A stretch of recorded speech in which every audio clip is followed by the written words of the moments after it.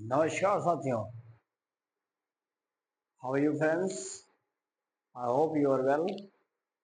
Friends, आज हम बात करने वाले हैं क्लास 12 के फर्स्ट लेक्चर। जैसा कि आपने कल ओवरव्यूज के बारे में देख ही लिया होगा, और हमने चैप्टर इकोसिस्टम की ओवरव्यूज आपको एक बढ़िया से बता दिया था क्या क्या हम लोगों को पढ़ना है। उम्मीद करूंगा कि आप लोगों ने उसको देखा होगा, समझ में आया होगा। और उसी क्रम में आज मैं बात करने वाला हूँ आपसे फर्स्ट लेक्चर जो इकोसिस्टम्स में होगा। साथियों, हमने इससे पहले जब ऑर्गेनिज्म एंड पॉपुलेशन के टॉपिक्स को देखा था तो उसमें आपने क्लियरी किया हर बात। वहीं आपने देखा कि पॉपुलेशन क्या होता है, एक ग्रुप होता है ऑर्गेनिज्म का, बट द सेम स्पीसीज। जैसे कि ह्यूमन है तो ह्यूमन ही रहेगा। Other side, when you are talking about the community, so that is the group of many organism, the different species. कुत्ते भी होंगे, बिल्ली भी होंगे, इंसेक्ट भी होगा, ह्यूमन्स भी होगा, यानी अलग अलग स्पीसीज के ऑर्गेनिज्म आपको उसमें दिखाई पड़ेंगे। ये कम्युनिटी था।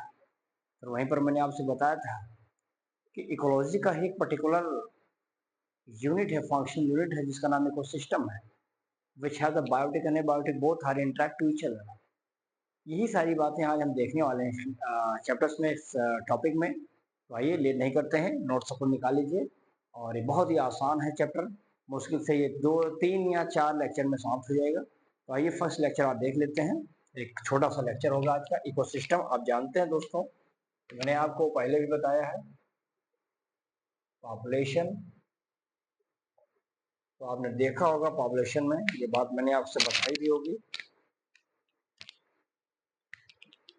कि क्या होता है।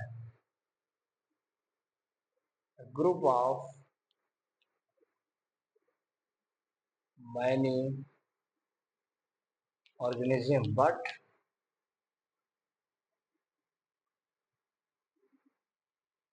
Same species.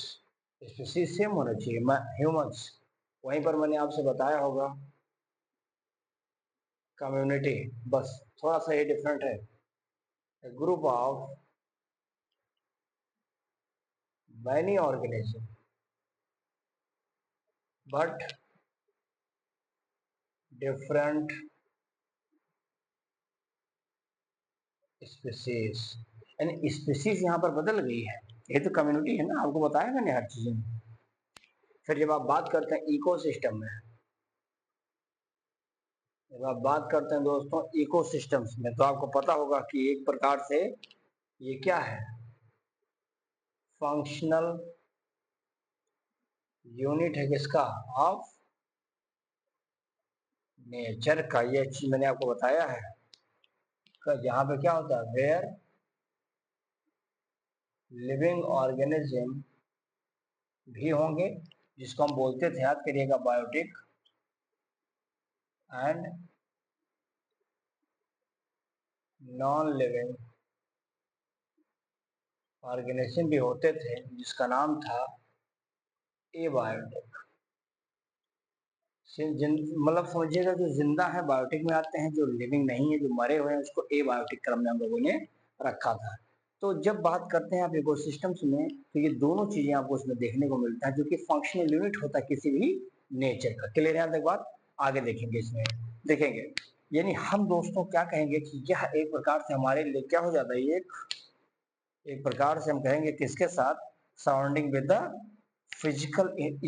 इसको आप चाहिए तो फिजिकल इन्वायरमेंट में लिख दीजिएगा, ताकि आपको पता रहे। फिजिकल इन्वायरमेंट, भाई एबायोटिक अपने फिजिकल इन्वायरमेंट ही तो है उसका। सॉइल, वाटर, लाइट, ये सब आपके अगल बगल की इन्वायरमेंट में मौजूद है, जो बायोटिक के साथ रिलेट करती हैं। भाई पौधा प्लांट है बायोटिक, लेकिन क्या वो सरवाइव कर पाएगा बिना सनलाइट के, बिना वाटर के, बिना सॉइल के? तो यानी हमने कहा ना, जब तक ये दोनों आपस में इंटरेक्ट नहीं करेंगे, I don't think they can be grow. जब तक ये कभी ग्रो करने की क्षमता नहीं रख पाएंगे। ध्यान देना इस बात को। फिर देखेंगे इसमें इकोसिस्टम दोस्तों होता क्या है। इकोसिस्टम ये वेरी करता है, क्या करता है ये आपको देखेंगे, वेरी करेगा इन साइज में। मतलब साइज में मतलब क्या हुआ, अर्थात हम बताएंगे कि स्मॉल हो सकता है, जैसे कि पॉन्ड में, जैसे लार्ज हो सकता है, जैसे कि ओशियन हो गया, या जैसे डेजर्ट, रेगिस्तान, यानी बड़े भी हो सकते हैं इकोसिस्टम। इवन इकोसिस्टम तो ए ड्रॉप ऑफ वाटर भी हो सकता है, पानी की बूंद भी अपने आप में एक इकोसिस्टम ही है। समुद्र, डेजर्ट, ये अपने आप में बहुत बड़े हो जाते हैं इकोसिस्टम। तो इकोसिस्टम साइज में वेरी करेगा, ध्यान देना। इकोसिस्टम जहां पर जिंदगी मौजूद दिखे, जहां पर इंटरेक्शन दिखाई पड़े दोनों का, बायोटिक के बायोटिक, दैट इज इकोसिस्टम। ये बातें आपको क्लियर हो गई होगी। आगे देखेंगे इसमें, जैसे इसमें होता क्या भाई, देखो डेजर्ट, अच्छा इसमें फॉरेस्ट भी आप ले सकते हैं, जंगल भी तो आ सकता है, ये भी अपने आप में बहुत बड़े होते हैं। देखिए अगले पॉइंट में बता सकते हैं कि इंटायर, पूरा का पूरा बायोस्फीयर, इंटायर बायोस्फीयर एक प्रकार से क्या होता है, is a global eco system. ये बहुत इंपॉर्टेंट है, ग्लोबल इको सिस्टम, जहां पर आप देखेंगे वेयर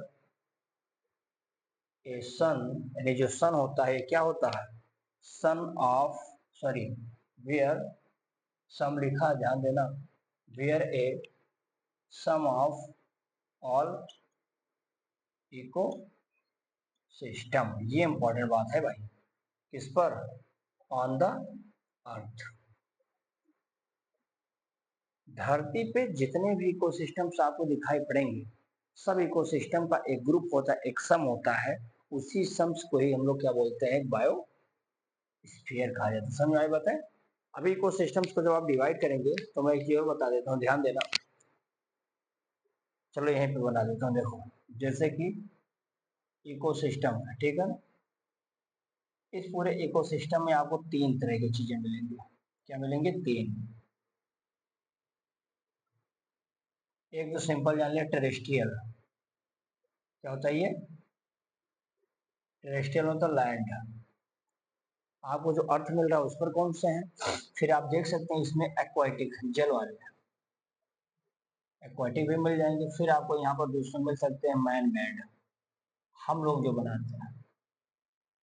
इतने प्रकार की आपको इकोसिस्टम में, इतने प्रकार के इकोसिस्टम मिलेंगे। क्वेश्चन ये है कि साहब टेरेस्ट्रियल में कौन कौन से हैं, तो बहुत आसान है, यहीं पर देख लीजिए। टेरेस्ट्रियल के अंतर्गत आ जाएगा आपका भैया, लाइक फॉरेस्ट, अभी आपको बताया था, फॉरेस्ट मिल जाएगा, डेजर्ट, ये भी धरती पे होता है ना, एंड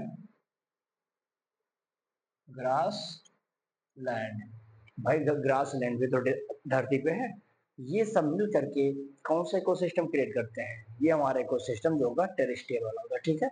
अब हम बात करते हैं जल में कौन सा, एक्वाटिक में कौन सा भैया, लाइक पॉन्ड,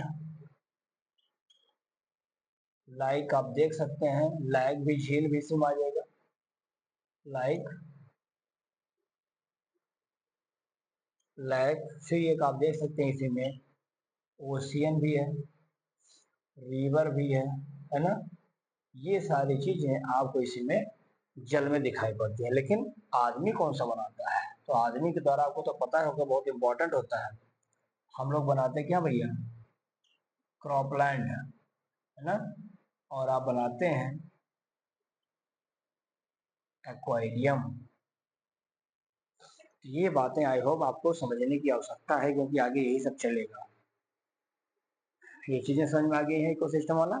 चलिए अब हम इसके स्ट्रक्चर और नेचर के बारे में बात करेंगे इकोसिस्टम का। इसका सॉल्व ले लें फिर बताएं।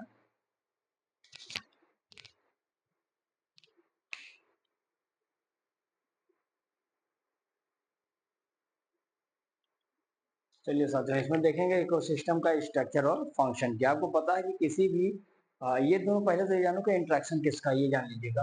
ये दोनों क्या है, interaction of biotic and abiotic components. इतनी बातें तो समझ में आ ही गई होंगी। क्या करते हैं, बायोटिक और एबायोटिक कंपोनेंट्स का बनाते हैं, ठीक है ना। जो अपना एक रिजल्ट देता है, और उसका रिजल्ट क्या होता है दोस्तों, एक फिजिकल स्ट्रक्चर इसका होता है, फिजिकल स्ट्रक्चर, ठीक है ना। किस चीज का फिजिकल स्ट्रक्चर तैयार करेगा, तो फिजिकल स्ट्रक्चर बनाएगा जो कि that are characteristics of as ecosystems. ये बात मेरे साथियों को समझने की आवश्यकता है कि जब बायोटिक और एबायोटिक आपस में इंटरेक्ट करते हैं तो उनसे एक फिजिकल स्ट्रक्चर तैयार हो जाता है, और वही फिजिकल स्ट्रक्चर सिर्फ हमारा एक पर्टिकुलर स्ट्रक्चर नहीं इकोसिस्टम पर नहीं, जितने भी इकोसिस्टम होंगे सबके अपने अपने एक स्पेशल क्वालिटी देगा। फिजिकल स्ट्रक्चर्स बदलाव देखने को मिलेगा। तो वही चीजें मैंने आपको लिखा है कि physical structure that are the characteristics of the each ecosystem. ठीक है, चलिए पहला पॉइंट तो ही क्लियर हो जाएगा।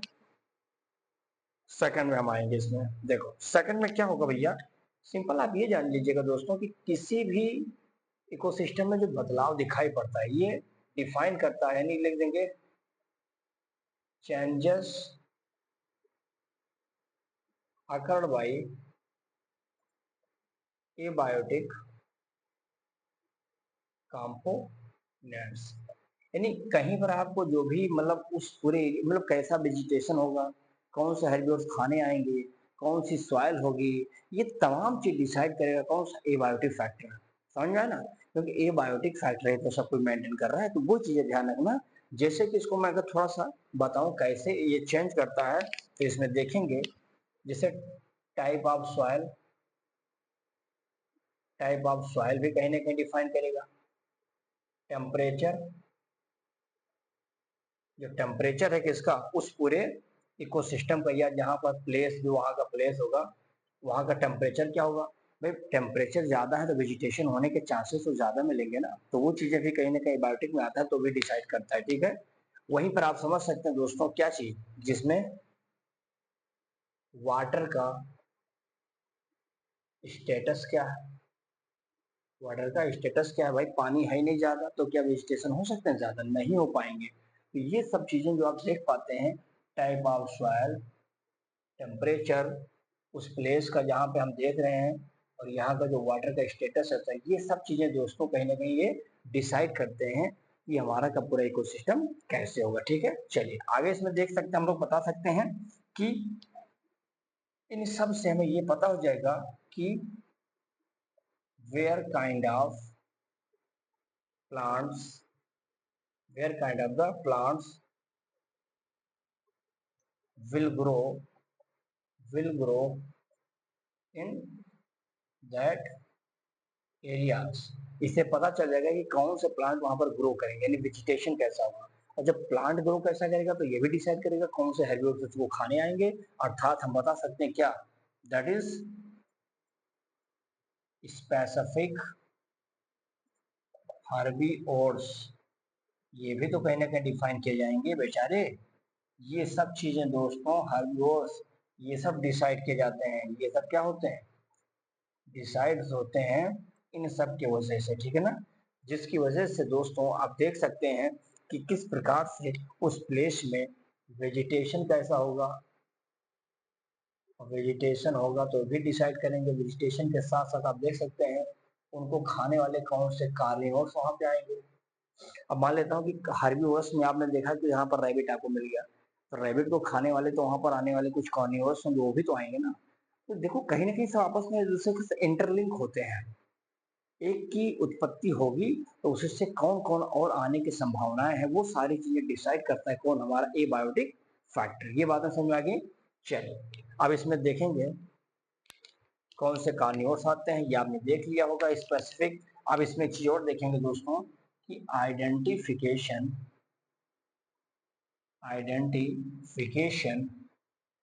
And enum enumeration. इन्यूमरेशन वाले ध्यान देना कि नंबर की बात करता है भैया, यानी यहाँ पर लिख देना काउंटिंग द नंबर। ये इंपॉर्टेंट है, counting the number of plants and animals animals. ये बात ध्यान देना, and animals. Species of an ecosystem, species of an ecosystem give the ये लोग क्या बनाते हैं, गिव द, बहुत इंपॉर्टेंट बात है, स्पेसिफिक या स्पेसीज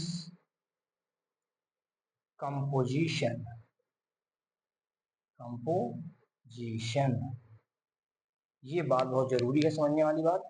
ये आता है कभी कभी कि स्पीशीज कंपोजिशन कैसे करते हैं, तो कहिए कि सर क्या होता है कभी कभी कि किसी भी इकोसिस्टम में वेजिटेशन कैसा होगा, वहाँ की वाटर स्टेटस को डिसाइड करने वाला कौन होगा, या कौन से कॉर्निवर्स आएंगे, कौन से हार्बिवोर्स आएंगे, everything is decided by the abiotic factor and this type of कौन से वेजिटेशन ग्रो करेंगे, कौन से प्लांट होंगे, ये यानी कह सकते हैं कि जिसके हाथ में पूरा सुप्रीमो होता है वो हमारा, यानी कुल मिला के स्पीसीज को कौन लाएगा, किस प्रकार की आएंगी, कैसे आएंगी, ये सब डिसाइड करने वाले एबायोटिक फैक्टर होते हैं। इसी को हम डिसाइड एक पर्टिकुलर नेम दे देते हैं जिसका नाम होता है हमारा क्या, स्पीसीज कंपोजिशन कहा जाता है। समझ में स्पीसीज कंपोजिशन क्या है, ठीक है। चलिए अब इसमें थोड़ा सा स्पीसीज कंपोजिशन के साथ साथ अगर आपको मैं एक चीज और बता दूं, स्ट्रैटिफिकेशन क्या होता है। स्ट्रैटिफिकेशन समझिए हो ना, स्ट्रेटा एक लेयर की बात करता है, देख लेना, स्ट्रैटिफिकेशन बहुत इंपॉर्टेंट बात है भैया। स्ट्रैटिफिकेशन में बेटा ये आप जान लीजिए इतनी बातें कि सिंपल कहे कि vertical distribution, vertical distribution of किसका, of different, of different species occupying, occupying कहाँ पर ऑक्युपाइंग होंगे, डिफरेंट लेवल, है ना, डिफरेंट लेवल्स, ये ध्यान देना। दैट इज सिंपल बताइए, दैट इज बता दीजिए कि स्ट्रेटा, स्ट्रेटा मीन्स, अभी मैंने आपसे बताया ना, स्ट्रेटा मीन्स दोस्तों क्या होता है, लेयर्स। जैसे आप जानते हैं कि एक छोटे होंगे हर्बिवोर्स होंगे, फिर थोड़ा सा ऊपर आएंगे, है ना, हर्ब होगा, श्रब होगा, फिर थोड़े और बड़े पौधे होंगे, मिडिल पौधे आएंगे, सबसे टॉप प्लांट आएंगे। तो ये सबका एक लेयर है कि मिट्टी के किस लेयर में कौन कौन से पौधे पाए जाएंगे, इसी लेयर्स को स्ट्रैटिफिकेशन कहते हैं। अर्थात हम इसमें समझेंगे लेयर वाइज कौन कौन से स्पीसीज आपको किसी एक पर्टिकुलर एरिया में एक पर्टिकुलर टाइम में दिखाई पड़ते, so that is called as stratification कहा जाता है। समझ में आई बातें, तो मैंने डेफिनेशन लिख दिया है। अब इसमें अगर मैं थोड़ा सा बताऊं, देखो कुल मिलाकर के आप ये बताइए कि चार ऐसे मेजर, फोर मेजर एस्पेक्ट आपको दिखाई पड़ेंगे दोस्तों किसी भी इकोसिस्टम में, इकोसिस्टम जो कि आपके सामने है। देखो चार कौन सा एस्पेक्ट आपको इकोसिस्टम में दिखाई पड़ेंगे, तो सिंपल आप बता दीजिएगा, productivity, productive productivity, productivity, simple जाना कि ये हमारे लिए क्या बनाएगा भैया, फूड बनाएगा। अर्थात वहाँ का जो बायोमास, बायोमास का फॉर्मेशन होगा, स्पेशली प्लांट इसमें जिम्मेदार होता है, आप जानते होंगे भाई, प्रोड्यूसर वही तो है ना, प्रोडक्टिविटी वही तो क्रिएट करेगा, हालांकि वो ऑब्जर्व करेगा, रेडिएंट एनर्जी को अपटेक करेगा, ये सब बातें होंगी। तो पहला तो प्रोडक्टिविटी बता देना, दूसरा दिखा देना यहाँ पर क्या, डीकम्पोजिशन, डीकम्पोजिशन यानी उसको कोई ब्रेक करेगा, ब्रेक करेगा ऑफ फूड वगैरह जो ऑर्गेनिक होगा इसको, जैसे कि बैक्टीरिया वगैरह, ये सब इसमें होते हैं। तीसरा इसमें आपको दिखा देना एनर्जी फ्लो, एनर्जी फ्लो। अब एनर्जी फ्लो आप जानते हैं, जैसे हार्बिवोरस आ गया, फिर इसको खाने वाले आते हैं कॉर्निवोरस, फिर इसमें आते हैं दोस्तों आप जानते हैं प्राइमरी सेकेंडरी, सॉरी हार्बिवोरस से कंज्यूमर, प्राइमरी सेकेंडरी टर्सरी, फिर टॉप कंज्यूमर में आ जाते हैं, टॉप कंज्यूमर में आ जाते हैं, ये सब बने रहते हैं। और ये जितने भी स्टेप में आते हैं ये इनका ट्रैफिक लेवल कहा जाता है, ट्रैफिक ना, ट्रॉफिक लेवल कहते हैं, ट्रॉफिक माने फूड होता है, उस लेवल को ही हम लोग बोलते हैं एनर्जी फ्लो। और एक चौथा ध्यान देना, इसको बोलते हैं हम लोग दोस्तों न्यूट्रिएंट साइकिल, क्या बोलते हैं इसको, न्यूट्रिएंट साइकिल। इसमें आप जानते हैं कि जो मिट्टी है सॉइल, इसमें कोई ना कोई डेड एनिमल आता है, मर जाता है जब, तो इसमें चला आता है, फिर यहाँ से न्यूट्रिएंट मिल जाता है, मिलने के बाद आपको पता है ये रिसाइकल्ड होता है। भाई मरा हुआ कोई जानवर है, मिट्टी में पड़ा है, मिट्टी ने उसको डिकम्पोज किया, उसके अंदर सॉइल बैक्टीरिया वगैरह जब पा करके तो मिट्टी में मिल जाता है, सारे अपने न्यूट्रिएंट्स को छोड़ देता है मिट्टी में, मिट्टी को क्या होता है पानी के साथ मिल करके प्लांट क्या करता है फिर से उसको ले लेता है।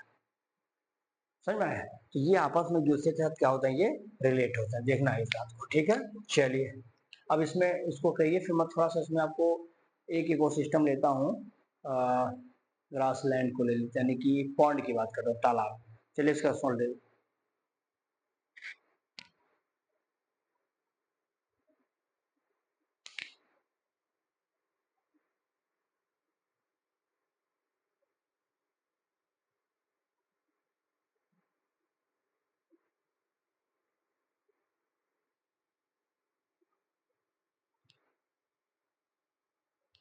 चलिए भैया, हमने एक अभी लिया है केवल ग्रास जो है इकोसिस्टम में, ग्रासलैंड में, जिसे मैंने लिया एक पॉन्ड इकोसिस्टम। तालाब में दोस्तों आपने देखा होगा कि तालाब में अलग अलग प्रकार के प्लांट्स भी होते हैं, छोटे छोटे छोटे छोटे जीव भी होते हैं, एनिमल्स भी होते हैं। आखिर उन सब में कौन कौन से प्लांट्स के केसेस में बायोटिक कौन से, या पॉन्ड के केसेस में बायोटिक कौन से हैं, और वहीं पर बायोटिक तो आपने देख ही लिया एबायोटिक कंपोनेंट कौन कौन से हैं उस पॉन्ड इकोसिस्टम में, जो कि मैंने यहाँ पे बाइफरकेट करके लिख दिया है, जिसे आप देख सकते हैं। अगर आप कहेंगे कि ये तालाब है, तालाब में ये वाले हमारे जिंदा वाले हैं बायोमास, यानी कि बायोटिक फैक्टर हैं। कौन कौन से हैं वो बायोटिक, जिसमें आप लिखेंगे पहले ऑटोट्रॉफ, जिसमें बेटा इसमें जानते हैं कि फाइटोप्लैंक्टन एक छोटा सा ग्रीन ग्रास होता है, एल्गी ही है ये, सम एल्गी और भी कुछ एल्गी होंगे, फ्लोटिंग सबमर्ज्ड, और कुछ मार्जिनल प्लांट्स होंगे जो फॉर्म्ड होंगे एट द एज, उस तालाब के बिल्कुल किनारे किनारे किनारों पर आपको देखने को मिलेगा, छोटे छोटे एल्गी होंगे, कुछ और ग्रास होंगे। वहां पर देखेंगे कि कौन कौन से प्लांट होते हैं, कुछ सबमर्ज होते हैं, आधे धसे होते हैं, या उसी में फाइटोप्लैंक्टन होता है। ये वही फाइटोप्लैंक्टन है जिसको तालाब का सबसे छोटा जीव यानी जू प्लैंक्टन खाता है। देखेंगे कौन कौन से कंज्यूमर खाने वाले कौन से हैं, तो आ जाएगा कंज्यूमर मीन्स हेटरोट्रॉफ, जो दूसरे पर डिपेंड करता है। तो हेटरोट्रॉफ में कौन सा है, जू प्लैंक्टन। मैंने कहा ना जू प्लैंक्टन हमेशा छोटे घास को ही खाएगा, यानी कि फाइटोप्लैंक्टन, फाइटो मैंने प्लांट। और भी देखिए कुछ fresh swimming and bottom dwelling form the benth, जिसको वेंथी कहा जाता है। और भी कुछ ऐसे छोटे छोटे कीड़े मकोड़े होते हैं जो बिल्कुल बॉटम में पाए जाते हैं, है ना। तो बॉटम पर डॉलर करने वाले यानी जन्म लेने वाले बेंथिक होते हैं, वो भी इसमें देखने को मिलते हैं। और जो डिकम्पोज करते हैं उस सिस्टम को पूरे के पूरे, तालाब में अगर कोई मर वर जाए तो उसको सड़ा गला देते हैं, फिट कर देते हैं मामले को। इसमें आते हैं फंजाई, बैक्टीरिया हैं, और कुछ इसमें फ्लैजेलेटेड या flagellates in the bottom of the pond. उस तालाब के बिल्कुल लास्ट में बॉटम में कुछ फ्लैजलेटेड एनिमल्स आपको और भी दिखाई पड़ते हैं, जो कि हेल्प करते हैं इन द डिकम्पोजर्स में। एबायोटिक में देखिए, एबायोटिक मैंने आपसे कहा वाटर, पानी के बिना कल्याण होगा नहीं, पौधा कैसे जी पाएगा, पौधा हालांकि बायोटिक में आ गया, लेकिन बिना वाटर के कह दो कि सर्वाइव करके दिखाए, नहीं कर पाएंगे। इंटरेक्ट जब तक होगा नहीं, जब तक कॉम्बिनेशन नहीं होगा नहीं, जब तक नहीं कर पाएंगे। तो वाटर आप जानते हैं कि डिजोल्व करता है अपने अंदर किसको, कुछ इनऑर्गेनिक और कुछ ऑर्गेनिक सब्सटेंस को, क्लियर है बात।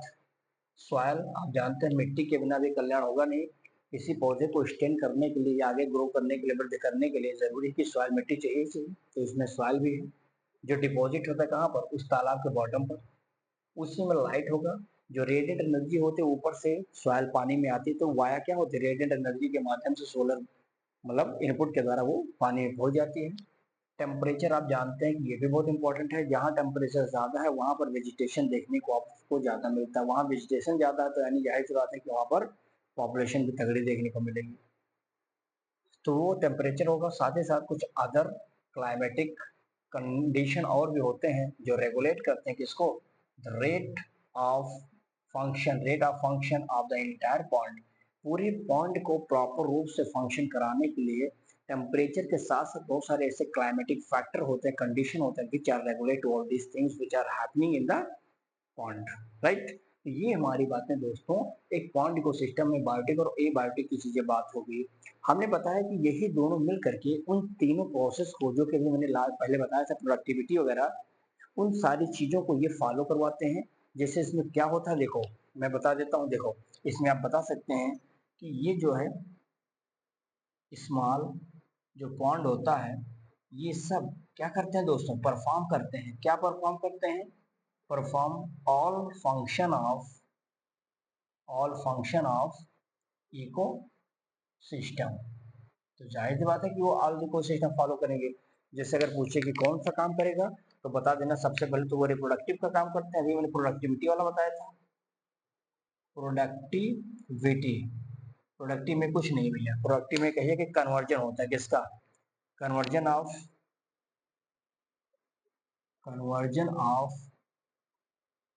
इनऑर्गेनिक मैटर, इसमें चेंज हो जाएगा इनटू द ऑर्गेनिक मटेरियल।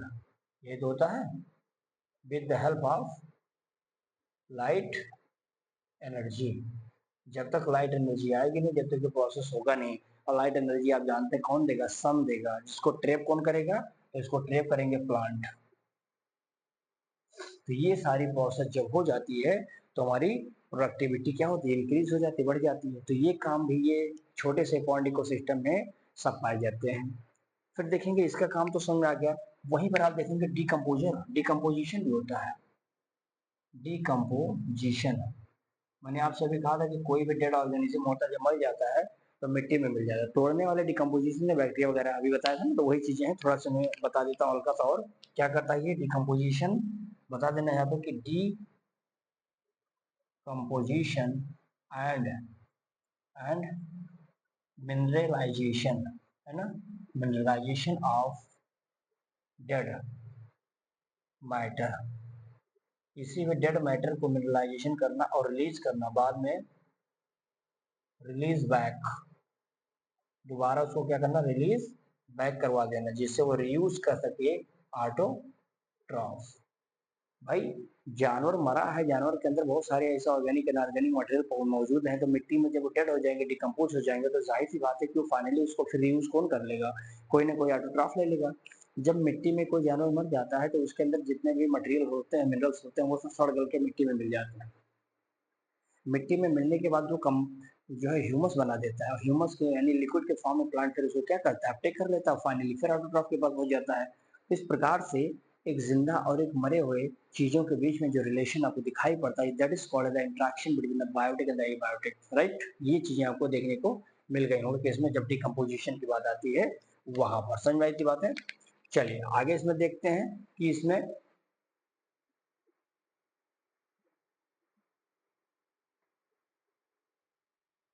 हाँ चलिए आगे इसमें देखेंगे। एक और इसमें देख लीजिए, दो बच्चे हैं। एनर्जी फ्लो का भी फॉलो इस छोटे से तालाब में होता है। एनर्जी फ्लो, आप जानते हैं एनर्जी फ्लो कौन करवाता है। पहले तो सबसे पहले इसको कंजप्शन करेगा कोई ना कोई ऑटोट्रॉफ। क्या करेगा, इसका कंजप्शन होगा। किसके द्वारा होगा कंजप्शन, ऑटोट्रॉफ। ऑटोट्रॉफ से कौन ले लेगा इसको, हेटेरोट्रॉफ। अब मैं डायरेक्टली उसको consumer, primary consumer, secondary consumer, top consumer ये डिस्कस नहीं करा। बस इतना जान रखिएगा कि सबसे पहले एनर्जी जो फ्लो हो रहा है ट्रॉफी लेवल पर, उसको कोई ऑटोट्रॉफ के द्वारा आया, फिर उसको कोई ना कोई हेटेरोट्रॉफ क्या करता है, यूज कर लेता है। ये चीज एनर्जी फ्लो में आती है। एंड फाइनली इसके अंदर एक स्टेप और मैंने बताया होगा अभी जब इकोसिस्टम बता रहा था, जिसका नाम था न्यूट्रिएंट साइकिल। न्यूट्रिएंट साइकिल, अभी मैंने आपसे वही चीज एक्सप्लेन किया था कि जब कोई ऑर्गेनिज्म मर जाता है, या कह सकते हैं कि जो कन्वर्जन होता है, conversion of organic biomass, biomass किसमें, इनटू इनऑर्गेनिक मॉलिक्यूल। ठीक है, ये चीजें ध्यान देना। इसके बीच में आपको इस तरह का दिखाई पड़ता है। ठीक है, तो चलिए इसका स्क्रीनशॉट लीजिए, फिर अगला बताता हूँ।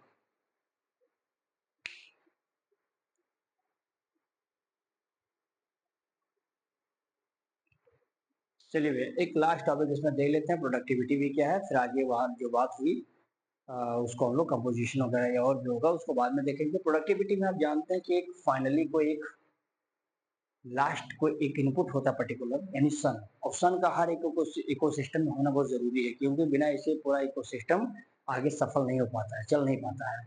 तो यानी हम इसमें अगर ये कह दें दोस्तों कि कांस्टेंट इनपुट जो होता है, कांस्टेंट इनपुट, उसका नाम बता दीजिए कौन कौन सा है आप, solar energy.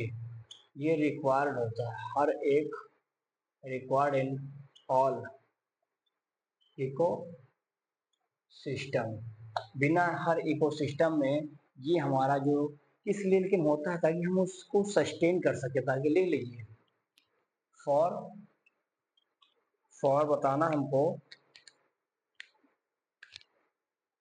Function and sustain करना।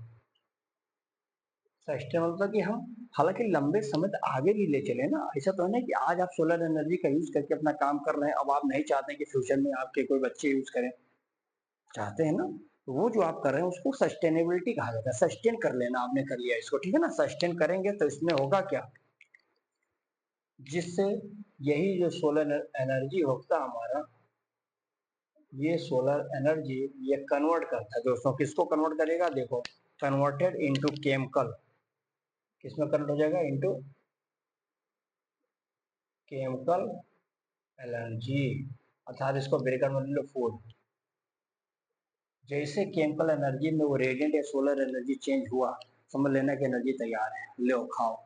बकरी कभी आपने देखा इस टाइम खाता है, नहीं, वो पत्ती खाती है, क्योंकि पत्ती में क्लोरोफिल है, पत्ती में फोटोसिंथेसिस होता है, ग्लूकोज बनता है, केमिकल एनर्जी चेंज होती है उसी में, तो जाहिर सी बात है फूड उसी में रखा है तो वो खाएगी उसी को, बकरी पत्ती खा रही है, आराम से एंजॉय कर रही है बना बन। या मान लेते हैं गेहूं जो बोते हैं, गेहूं का दाना खाते हैं, तो पूरा स्टेम ही खा लेते हैं, उसका वेजिटेटिव पार्ट वो नहीं खाते ना, हम लोग तो ग्रेन खाते हैं जिसमें एनर्जी मौजूद है, तो वही चीज ऐसे हर चीज में होता है, चाहे एनिमल हो चाहे कोई व्यक्ति होगा, ठीक है। चलिए इतनी बातें मेरे हिसाब से आपको पहला पॉइंट समझ में आ गया होगा। चलिए अब हम दूसरे पॉइंट की तरफ मुखातिब होंगे दोस्तों। इसमें कहेगा कि दोस्तों होगा क्या, जैसे अब यहाँ समझने वाली बात है कि प्राइमरी प्रोडक्शन क्या है, प्राइमरी प्रोडक्टिविटी, ये इंपॉर्टेंट है, ध्यान देना। प्राइमरी प्रोडक्टिविटी का या प्रोडक्शन सीधा ही लिख दो, प्रोडक्शन लिख दो, प्राइमरी प्रोडक्शन। देखो बहुत ही आसान चीज मैं आपको बताऊंगा, इसमें इसको डिफाइन करते हैं कि सीधा कहिए इसमें भाई कि टोटल द अमाउंट ऑफ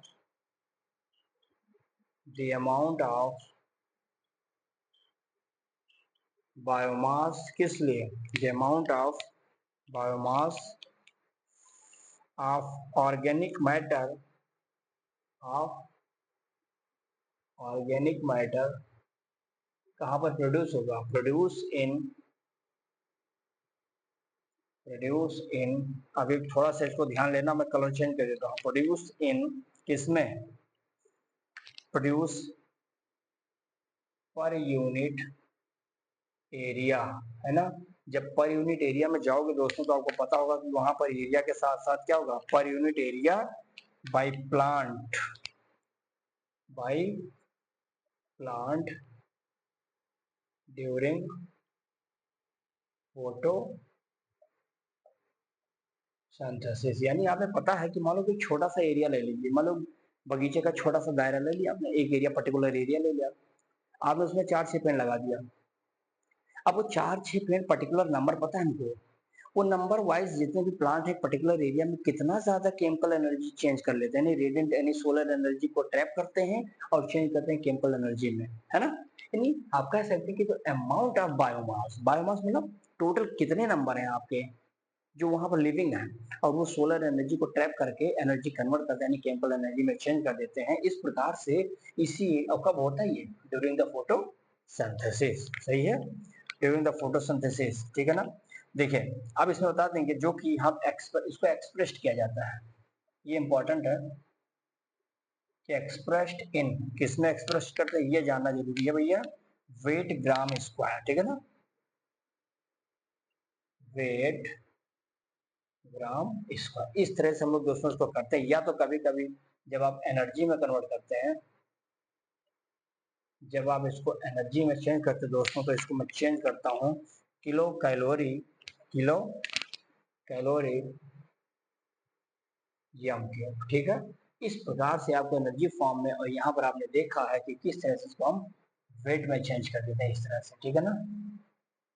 ये सब इंपॉर्टेंट बातें ध्यान देना, ये सब आता है कि एक पर्टिकुलर क्षेत्र में जितने बायोमास होते हैं वो कितना ट्रैप करते हैं सोलर एनर्जी को, कैसे कन्वर्ट करते हैं केमिकल एनर्जी में, उसी को हम लोग पर्टिकुलरली कह देते हैं कि ये प्राइमरी प्रोडक्शन है। यानी फर्स्ट टाइम जो भी ट्रैपिंग एनर्जी बन रही है वही तो प्राइमरी प्रोडक्शन होगा ना। हालांकि अब इसको दूसरा कोई खाली हर्बीवोरस खा लिया, अब उसके अंदर जो एनर्जी चेंज हो रही है बन रही है वो उसका सेकेंडरी में कन्वर्ट हो जाएगा, वो आएगा भी एनपीपी जीपीपी दोनों बता देता हूँ क्या है। तो ये बातें समझ में आ गई होंगी। हाँ तो चलिए प्राइमरी प्रोडक्शन के आगे बढ़ेंगे भैया। क्या कह रहा है दोस्तों, इसमें देखेंगे हम लोग समझा लेंगे कि द रेट या सीधा ले लो पर यूनिट एरिया डाल दिया पर यूनिट, अब यहाँ समझ तो लगेगा ना। The rate per unit time of biomass production, biomass production express in term. अब अगर हम पर्टिकुलर टाइम को लेकर के अगर ये एक्सप्लेन करें कि टाइम के आधार पर ने टाइम भी अपने स्केल में रख रहे हैं, तब इसको कैसे एक्सप्रेस करेंगे तो उसको देखना। तो यहाँ कहेंगे ग्राम क्यूब ईयर्स, है ना, ईयर है ध्यान देना, ये ईयर इनवर्स, ईयर इनवर्स, या इसी को दोस्तों हम लिख सकते हैं क्या, kilo calorie, kilo calorie M two year minus inverse. इसको बहुत ध्यान से समझ लेना ये भाई, ये वाला स्टेप, ये वाला, यानी हम इसको कंपेयर किसके साथ करते हैं, प्रोडक्टिविटी के साथ। टू कंपेयर, लिख लेगा, to compare, compare productivity, productivity किसके साथ, ऑफ डिफरेंट इको सिस्टम। अच्छा ये समझ जब आपने लिया, साथ ये कह रहा है कि हम एक साल में एक पर्टिकुलर एरिया में एक पर्टिकुलर समय में कितना ज्यादा कितने बायोमास, कितने ज्यादा केमिकल एनर्जी में चेंज कर लेते हैं, दैट इज प्राइमरी प्रोडक्शन। एक वर्ष में, समय के आधार पर बता रहा हूँ, एक वर्ष में कितना ज्यादा एक पर्टिकुलर क्षेत्र का बायोमास सोलर एनर्जी को लेता है, ट्रैप करता है, केमिकल में चेंज करता है, एनर्जी बनाता है, सो that is called primary production. Clear बात है, टाइम के आधार पर एर लगा दिया, ध्यान देना, इसको साल कहते हैं ये। जैसे मैं अगर थोड़ा सा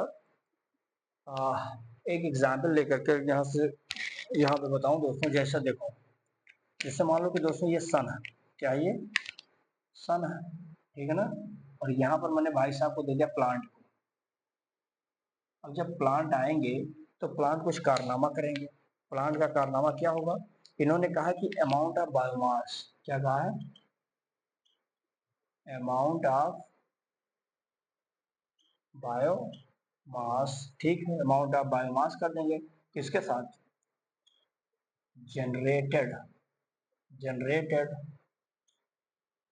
पर यूनिट एरिया, किस लिए होगा, generated per unit area, time भी लगाएंगे दोनों, पर यूनिट एरिया टाइम भी लगा देंगे, बाई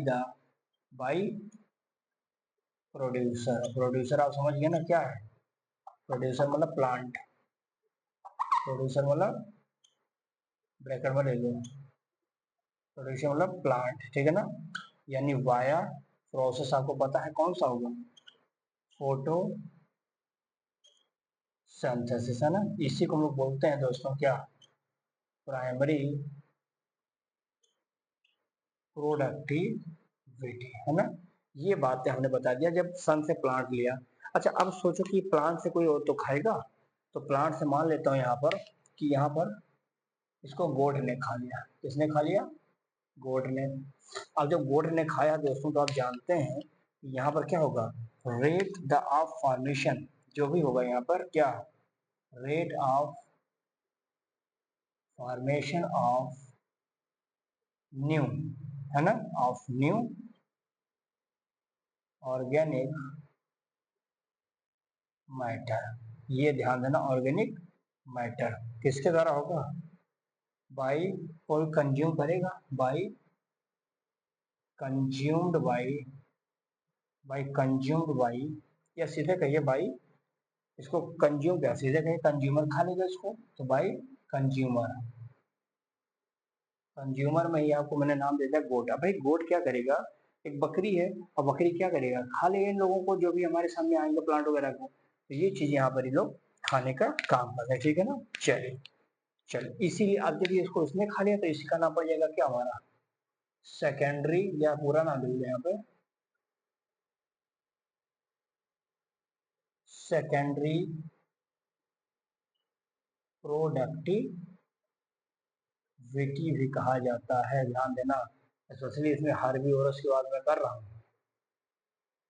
भाई ग्रीन ग्रास को हर्बीवोरस है तो खाएगा, बकरी हुई तो खाएगी। तो इस प्रकार से दोस्तों आपने देखा कि किस तरह से सन के द्वारा, जो कि एक मात्र होता है किसी भी इकोसिस्टम के एनर्जी का सोर्स होता है, जिसको प्लांट लेता है, प्लांट भोजन बनाता है, जो कि पौधे ने पहले मतलब बनाया है भोजन, तो प्राइमरी प्रोडक्टिविटी है। उसको खा करके कोई अपने अंदर की ऑर्गेनिक मैटर्स को या ऑर्गेनिक मैटर्स को चेंज कराए, उसको कंज्यूमर में बाई कंज्यूमर द्वारा वो भी चेंज हो जाएगा, तब इसको जो होगा इसको सेकेंडरी प्रोडक्टिविटी कहते हैं। ये तो बदलाव है प्राइमरी सेकेंडरी के बारे में जानने का, अच्छे से समझ में आया। चलिए आगे इसमें अब हम यहाँ एक चीज और दिखाएंगे दोस्तों। यहाँ पर अगर मैं हाँ चलिए इसमें देख लेते हैं कि जो प्राइमरी प्रोडक्टिविटी आपने बताया है, ये वाला इस प्राइमरी प्रोडक्टिविटी की क्वालिटी क्या, नोट करके जाओ तो लिख सकते हैं आप, नोट। जो आपने ये प्राइमरी प्रोडक्टिविटी की बात की है, ध्यान देना कि प्राइमरी प्रोडक्टिविटी को डिवाइड कैसे करते हैं। देखो इसको हम बता देंगे दोस्तों कि ये हमारा चेंज कर देता हूं मैं इसको, पहले तो ग्रास, ग्रास प्राइमरी प्रोडक्टिविटी। अब समझ, इसका शॉर्ट फॉर्म भी लिखो, इसमें बहुत मतलब आया है ये, जीपीपी, है ना, ये हो जाता है। किसी भी इकोसिस्टम का प्राइमरी जो ग्रास प्राइमरी प्रोडक्टिविटी होता है GPP of an any ecosystem is the rate of production of क्या चीज का, ऑर्गेनिक मैटर। ऑर्गेनिक मैटर का बनता है ड्यूरिंग फोटोसिंथेसिस। क्या हमारी बात समझ में आ रही है भैया। तो ये चीजें आपको शायद समझ में आ गई होंगी कि जीबीपी समझ में आ गया कि किसी भी इकोसिस्टम का जीबीपी क्या होता है। उसमें होता क्या दोस्तों कि वहां का जो प्रोडक्शन होगा, रेट ऑफ प्रोडक्शन किस चीज का, जो ऑर्गेनिक मैटर होता है उसका प्रोडक्शन, यानी ऑर्गेनिक का ड्यूरिंग द फोटोसिंथेसिस के दौरान जो भी कुछ हो रहा है, इसी को हम लोग बोलते हैं जीपीपी या ग्रास प्रोडक्टिविटी या ग्रास प्राइमरी प्रोडक्टिविटी कहा जाता है। तो इसको आपने देखा कि प्राइमरी प्रोडक्टिविटी को हमने डिवाइड किया पहले जीपीपी में, ठीक है। एक चीज इसमें और जान लीजिए, कभी कभी पूछा आ जाता है कि यहाँ देख लो चाहो तो उसी का भाग है, ध्यान देना, इसी के भाग को हमने डिवाइड कर दिया है। देखो यहाँ पर इन्होंने कहा है कि जो ये हमारा ग्रॉस, या सीधे को शॉर्ट फॉर्म लिखो, क्या पूरा फॉर्म लिखोगे, जीपीपी, है ना। अगर इस जीपीपी में हम माइनस कर दें किसको, माइनस कर दें रिस्पिरेशन को, माइनस कर देते हैं दोस्तों रिस्पिरेशन को, तो ये जब इससे माइनस आप करेंगे रिस्पिरेशन को, आप देख सकते हैं कि यहाँ पर जो रिस्पिरेशन लॉस हो जाएगा, तो ये कहलाएगा एनपीपी, जिसका नाम होता है दोस्तों नेट प्राइमरी प्रोडक्टिविटी के नाम से जाना जाता है। ध्यान देना इसको भैया, जो कि क्या होता है, विच आर अवेलेबल, जो कि अवेलेबल होता है, जो कि अवेलेबल होता है biomass for the consumption, for the consumption to heterotroph, यानी हार्बीवोरस आएंगे इसमें, और कौन से, डीकम्पोजर्स आएंगे। यानी सिंपल देख लिया मैंने कि हम अगर जीपीपी में माइनस कर दे रेस्पिरेशन को, अर्थात ये कहना चाहते हैं, ध्यान से देखना दोस्तों, ये कहना चाहते हैं, मैं सर अगर इसको यहाँ ले लेता हूँ, जीपीपी, इसमें तुम आर को रिस्पिरेशन को हटा दो, ये कन्वर्ट हो जाएगा किसमें, एन पी पी। क्या बात मेरी समझ आई। हमने कहा कि ग्रास प्राइमरी प्रोडक्टिविटी है, किसी पर्टिकुलर क्षेत्र में हमने कहा कि जितने बायोमास है उसने सोलर एनर्जी को ट्रैप किया, केमिकल एनर्जी में कन्वर्ट कर दिया, जो भी एनर्जी बनी है, प्रोडक्टिविटी बनी है, वो हमारा ग्रास प्राइमरी प्रोडक्टिविटी कहलाता है। ठीक है, क्या सारा का सारा सबको खिला देगा? वो पौधा सारा दे देगा कि ले जाओ भैया खा लो, तो मर जाएगा। उसे भी तो रिस्पिरेशन करना है ना भाई, उसको भी तो अपना खर्चा चलाना है। आपने जैसे 100 रुपया कमाया, 100 रुपये खर्चे में मान लेता हूँ कि आपने टोटल 100 कमाया है, तो 40 आप अपने पास सेव कर लीजिए ना, खर्च कर दिए कहीं पर किसी काम में। जो 60 बचा है, ये 60 आप कहीं ना कहीं दे दीजिए। ऐसे ही पौधा है, ये कहता है कि हम टोटल का इनकम का हम कुछ तो अपने पास रखेंगे, बाकी डोनेट कर देंगे। तो वो जो रख रहा है, वो रिस्पिरेशन करता, सांस लेता है, अपने अंदर के सारे चीजों को चेंज करता है, भोजन बनाता है, तोड़ता है, ब्रेक डाउन करता है। और इसी रिस्पिरेशन को अगर मैं निकाल देता हूँ इस टोटल एनर्जी से, टोटल ग्रास प्राइमरी प्रोडक्टिविटी से, तो बदल जाता है नेट प्राइमरी प्रोडक्टिविटी में, जिसमें आप देख सकते हैं फार्मूला लिख दिया। ये आता है कभी कभी एनपीपी जीपीपी का फुल फॉर्म क्या होता है, तो ध्यान रखना, ये बहुत ही आसान है। चलिए इसका सॉल्व लीजिए, फिर 2-3 लाइन बचा है, एक मैं एक शॉर्ट नोट बता देता हूँ, बस खत्म।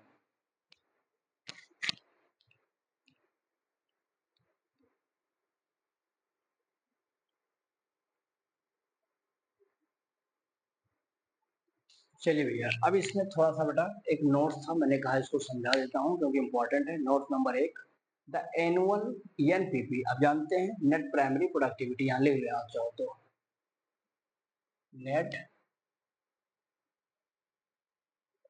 Primary productivity.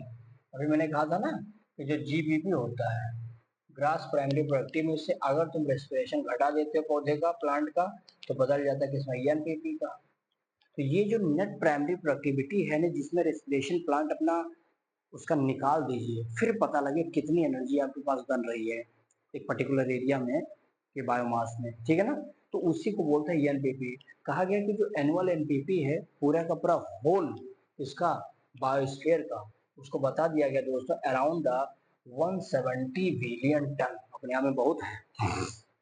170 बिलियन टन है, सोच लीजिए पूरे बायोस्फीयर का, जो कि एक ड्राई वेट में मेजर किया गया है ऑफ द ऑर्गेनिक मैटर का। ऑर्गेनिक मैटर का टोटल इतना ध्यान रखिएगा, कभी कभी क्वेश्चन डायरेक्ट आ जाता है कि टोटल कितने होते हैं, तो 170 बिलियन टन होते हैं किसमें, ड्राई कंडीशंस में, जो तुमने देख दिया ड्राई वेट, ठीक है।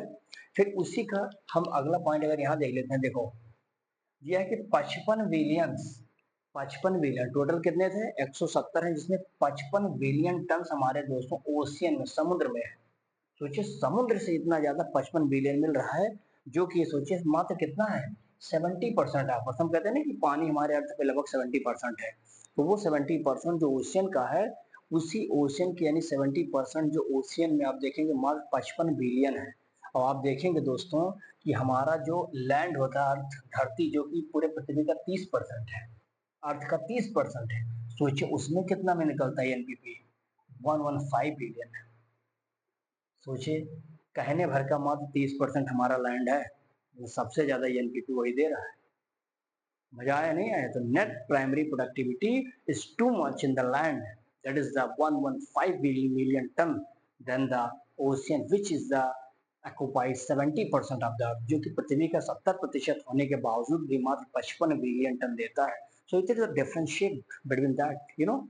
थर्ड पॉइंट देखेंगे, कहा गया है, मतलब इसको थोड़ा चेंज हो गया, प्राइमरी प्रोडक्टिविटी अगर पूछा जाए दोस्तों क्या है, तो कहिएगा कि प्राइमरी प्रोडक्टिविटी दोस्तों डिपेंड करता है कहाँ पर, ऑन द प्लांट स्पीसीज। कौन कौन से प्लांट स्पीसीज हैं इनहैबिटिंग वहां पर है, और पर्टिकुलर एरिया में, where the in fact depend upon the many biotic factor. सही बात है, कितने ज्यादा ए बायोटिक फैक्टर वहां पर कंबाइन कर जुड़ रहे हैं किसी भी एक पर्टिकुलर एरिया में, एंड दस it's varies in the different ecosystem. अलग अलग इकोसिस्टम में अलग अलग बायोटिक फैक्टर होते हैं, जो बायोटिक फैक्टर के साथ रिलेट करते हैं, जिससे एक फाइनल आप देख सकते हैं कि प्राइमरी प्रोडक्टिविटी की संख्या क्या होती है, तादाद बढ़ जाती है। हालांकि वो डिपेंड करता है कौन से पौधे हैं। जैसे मान लेते हो कि तालाब में, तो तालाब में छोटा पौधा कौन सा, जू प्लैंकटन है, सॉरी फाइटोप्लैंकटन है, जू तो खाएगा उसको। अब फाइटोप्लैंकटन छोटा सा है, कितना ट्रैप कर पाएगा, वो छोटे अमाउंट में ले लेगा, शन उसको अगर कम भी मिले तो भी अपने आप में सेफ है, नो प्रॉब्लम। तो वहाँ प्रोडक्टिविटी कहने के ऑटोमेटिकली कम हो जाता है। वही कह रहा है कि जिस भी इकोसिस्टम में रहते हैं वहाँ डिपेंड करता है वहाँ कितना ज्यादा प्राइमरी प्रोडक्टिव मिलेगी उसके प्लांट्स पर, कौन कौन से प्लांट्स हैं, कौन कौन सा इन्वायरमेंट क्या है उनका, यानी उनकी सारी स्पीशीज के ऊपर डिपेंड करती है, पर्टिकुलर टाइम, पर्टिकुलर एरिया, ये सब चीजें देखी जाती हैं जिससे प्राइमरी प्रोडक्टिविटी जो हो रहा है वहां पर वो देखने को अच्छे से मिल जाए। ठीक है दोस्तों, आज का ये लेक्चर यहीं तक रहेगा, जिसमें हम लोगों ने आज प्रोडक्टिविटी वाला पार्ट समाप्त कर लिया है। अभी इसमें बहुत सारे हैं, जैसे कंपोजिशन, एनर्जी फ्लो है ना, न्यूट्रिएंट साइकिल है, ये सब चीज़ें आपको आगे मिलेंगी। आज का लेक्चर यहीं तक रखेंगे। आई होप ये वीडियो आपको अच्छा लगा होगा और आपने अच्छे से समझा होगा। कोई दिक्कत आती है तो कमेंट बॉक्स में जरूर क्वेश्चन में डाल दीजिएगा। आप कमेंट बॉक्स में दीजिए अपना क्वेश्चन, जो भी रहता है आप उसको जवाब मिल जाएगा आपको। और पढ़ते रहिए, बहुत छोटा चैप्टर है, ज़्यादा नहीं है, बस 1 या 2 लेक्चर और रहेगा, इसमें बस समाप्त हो जाएगा। फिर एक लास्ट चैप्टर बनेगा बायोडाइवर्सिटी वाला, उसको देख करके फिर हम इस चैप्टर को 12th में समाप्त करेंगे। ठीक है, तो चलिए फ्रेंड्स, आज इतना रखेंगे, बाकी मिलते हैं नए लेक्चर के साथ। तो लिए बहुत बहुत शुक्रिया आपका। स्क्रीनशॉट इसका जरूर ले लीजिए, जिससे आपको नोट्स बनाने में आसानी रहे और आपको समझने में भी आसानी रहे। Thank you.